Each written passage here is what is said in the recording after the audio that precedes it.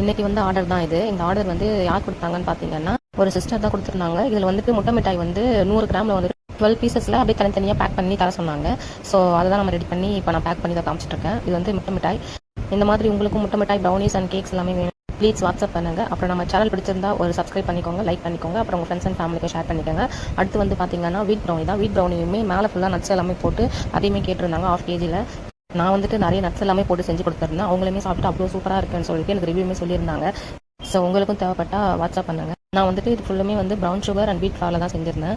சாப்பிட்றதுக்குமே அவ்வளோ டேஸ்டியாக அவ்வளோ ஒரு ஃபட்ஜியாக இருந்துச்சு. ஃபஸ்ட்டு வந்துட்டு எக்கையும் ப்ரௌன் சுகரையும் நல்லா பீட் பண்ணி வச்சுட்டு அதுக்கப்புறமா பட்டரையும் டார்க் சாக்லேட் நல்லா மெல்ட் பண்ணி அதையுமே சேர்த்து நல்லா கலந்து வச்சுக்கிட்டேன். அதுக்கப்புறம் பார்த்தீங்கன்னா அது கூட வீட் ஃப்ளாரும் அதுக்கப்புறம் கொக்கோ பவுடர் அது எல்லாமே சேர்த்து நல்லா ஒரு மிக்ஸ் கொடுத்துட்டு ஒரு 7 inch ட்ரேயில் நல்லா க்ரீஸ் பண்ணி பட்டர் ஷீட்டும் போட்டுட்டு இந்த மிக்சரை வந்துட்டு அது கூட சேர்த்துட்டு நல்லா கை நிறைய நட்ஸ் இதில் வந்துட்டு நான் 3 பாதாம், முந்திரி, வால்நட் இது 3மே நல்லா சாப் பண்ணிவிட்டு நல்லா தாராளமாகவே போட்டுக்கிட்டேன்.